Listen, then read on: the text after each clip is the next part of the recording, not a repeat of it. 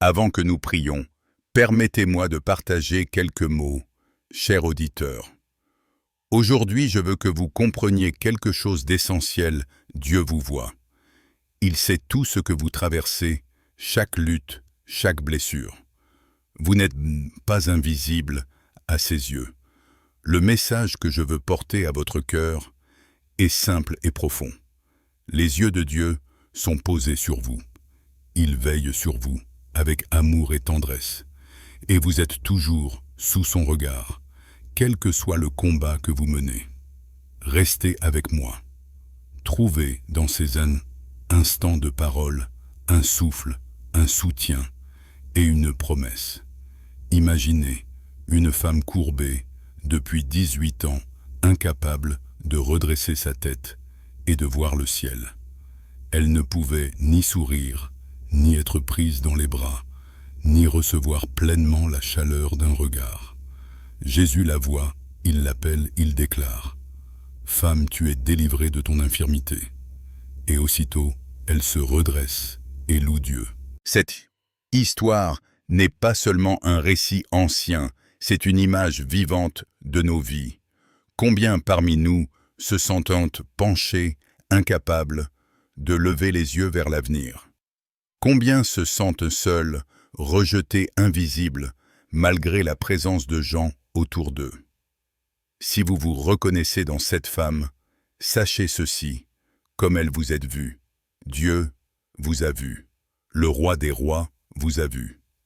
Il y a dans ces 3 mots, Jésus l'a vu, une douceur qui transperce la douleur. Jésus ne passe pas à côté. Il ne mesure pas la valeur selon l'apparence ou la productivité. Son regard est un regard d'amour qui voit le cœur, qui discerne la douleur cachée et qui veut guérir. Aujourd'hui, je désire que vous sentiez ce regard réparateur sur votre vie. Même si vous ne pouvez pas vous redresser maintenant, même si vous ne voyez pas la lumière, Jésus vous regarde et son regard vous appelle vers la guérison. La foi n'est pas une magie que l'on contrôle, c'est une confiance que l'on dépose. Nous essayons souvent de maîtriser toute notre santé, nos relations, notre avenir, et puis la vie rappelle que certaines choses échappent à notre contrôle. Nous faisons notre part, nous travaillons, nous prenons soin de notre corps, nous planifions, mais des tempêtes viennent parfois et renversent nos projets. La foi, c'est accepter d'avancer avec celui qui connaît le chemin même quand le sentier est obscur. Comme le dit un psaume qui nous encourage à faire confiance au Seigneur et à pratiquer le bien. La véritable paix naît lorsque nous remettons nos désirs et nos efforts entre les mains de celui qui sait. Je veux vous offrir ici un moment de repos avant la prière. Respirez profondément. Laissez tomber la charge que vous portez depuis trop longtemps. Autorisez votre cœur à écouter ces paroles. Vous n'êtes pas seul, votre douleur n'est pas ignorée. Vos larmes sont comptées. Si votre foi est petite, comme un grain de moutarde, c'est suffisant. Ce petit souffle de confiance est tout ce qu'il faut pour que Dieu commence son œuvre. Il voit même la plus petite étincelle de désir dans votre cœur.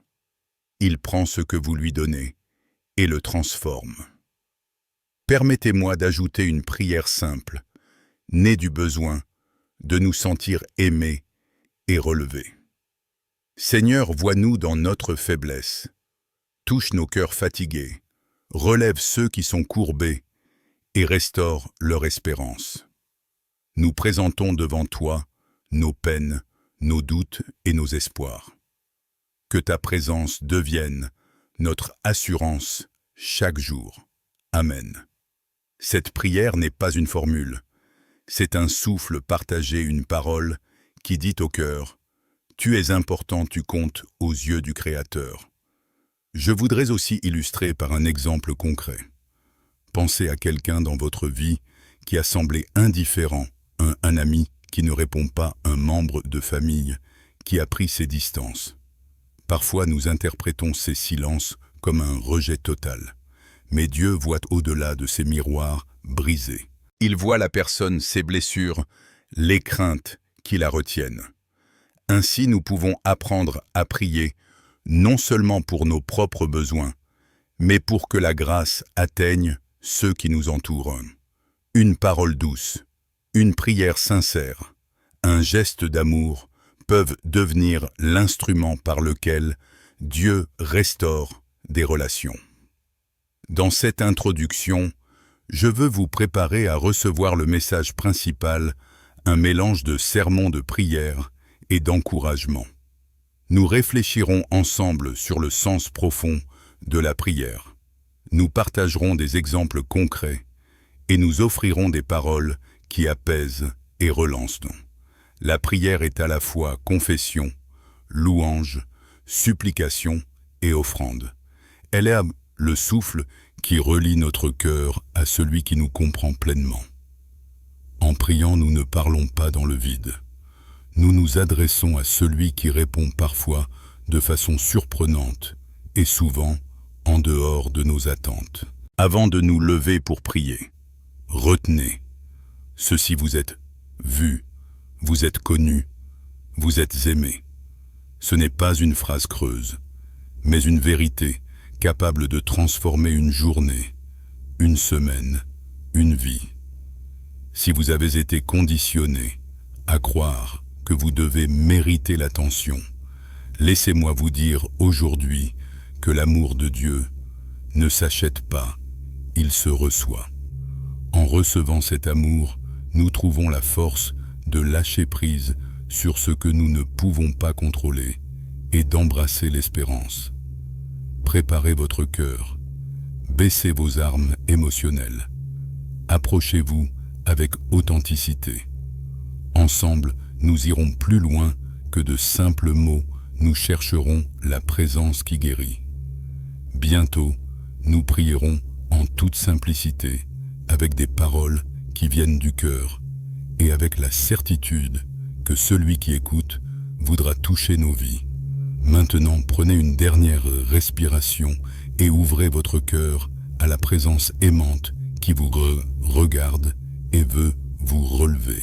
La prière est bien plus qu'un simple acte religieux ou une habitude pieuse. Elle est un souffle, un pont, un lien invisible mais solide entre le cœur de l'homme et le cœur de Dieu. Quand nous prions, nous ne récitons pas seulement des mots, nous offrons notre âme, nous déposons notre fardeau, nous ouvrons notre intimité à celui qui nous connaît mieux que nous-mêmes. Et il y a quelque chose de profondément libérateur dans ce geste, le fait de savoir que chaque mot murmuré, chaque soupir silencieux, chaque larme versée dans le secret n'est jamais perdu. Dieu recueille tout. Rien ne s'échappe à son regard d'amour. Il est important de comprendre que la prière n'est pas toujours une demande. Elle peut être une louange, une confession, une gratitude ou même un simple silence habité. Parfois la prière n'est qu'un cri du cœur, un mot répété sans cesse, comme un enfant qui appelle son Père. Seigneur, aide-moi. Seigneur, vois-moi. Seigneur, merci. Ces mots courts sont souvent plus puissants que les longs discours. La Bible nous rappelle que Dieu n'écoute pas à cause de la longueur de nos prières, mais à cause de leur sincérité. Souvent, nous croyons que la prière doit être parfaite, bien formulée, presque poétique. Mais en vérité, Dieu écoute même les balbutiements, même les prières imparfaites. Ce qui compte, ce n'est pas la beauté de la phrase, mais la vérité du cœur qu'il exprime. Jésus lui-même a dit « Quand vous priez, ne multipliez pas les vaines paroles comme les païens. Votre Père sait de quoi vous avez besoin avant même que vous le lui demandiez. » Matthieu 6, 7, 8. Voilà pourquoi nous pouvons venir tels que nous sommes, avec nos forces et nos faiblesses, nos joies et nos blessures. Prenons un exemple de vie réelle. Imaginez un homme qui a tout perdu, travail maison-famille. Dans sa chambre vide, il n'a plus de mots, seulement des larmes. Il s'agenouille, incapable de parler, mais il lève ses yeux vers le ciel. Dans ce silence chargé de douleur, Dieu est déjà présent. Il voit, il entend. Et dans l'invisible, son regard touche cet homme apportant une paix que le monde ne peut offrir. Cet homme se relèvera un jour non pas parce que ses circonstances auront changé immédiatement, mais parce que son cœur aura été rejoint par une présence plus forte que ses épreuves. La prière est aussi un dialogue. Trop souvent nous parlons, mais nous n'écoutons pas. Pourtant, écouter est essentiel. Dieu parle parfois dans le silence, dans un verset qui résonne soudain avec clarté, dans une chanson qui touche l'âme, dans un geste d'amour inattendu. Prier, c'est aussi apprendre à tendre l'oreille, à reconnaître les signes subtils de sa présence. Je veux ici prononcer une courte prière inspirée.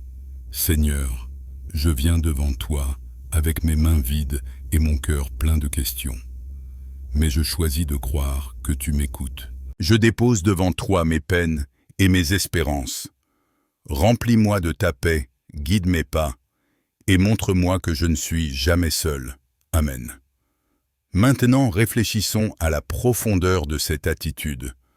Lorsque nous prions ainsi, nous acceptons que Dieu soit le centre et non nous-mêmes. Nous reconnaissons que nous avons des limites, que nous ne contrôlons pas tout. Et c'est précisément dans cette humilité que Dieu agit. Parfois nous demandons « Pourquoi mes prières ne sont-elles pas exaucées tout de suite ?» Mais peut-être que la véritable question est « Que produit cette attente en moi ?» L'attente, dans la prière, n'est pas une absence de réponse. C'est souvent une période de croissance où Dieu façonne notre caractère, affine notre foi et prépare notre cœur à recevoir bien plus que ce que nous espérions. Souvenons-nous encore de cette femme courbée pendant 18 ans. Elle aurait pu perdre tout espoir, mais elle est venue quand même au lieu de prière, le sabbat. Et c'est ce jour-là que Jésus l'a vue. Parfois, il nous faut persévérer, continuer à prier, même quand rien ne change, car le regard de Jésus peut nous atteindre au moment le plus inattendu. Je vous invite à vous reconnaître dans cette femme. Peut-être que vous aussi vous êtes plié sous le poids des soucis, incapable de lever les yeux. Mais sachez que Jésus vous voit. Comme il a dit, « Femme, tu es délivrée », il peut aujourd'hui vous dire, « Homme, femme, enfant de Dieu, relève-toi, tu es libre ».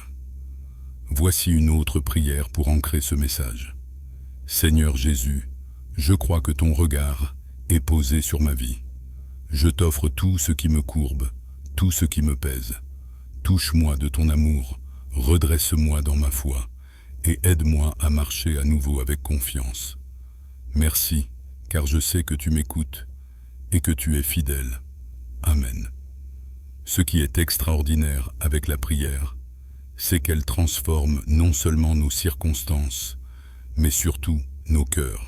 Elle nous apprend à aimer, à pardonner, à espérer. Elle nous pousse à voir le monde avec les yeux de Dieu. Et c'est là qu'elle devient une force révolutionnaire dans notre vie quotidienne.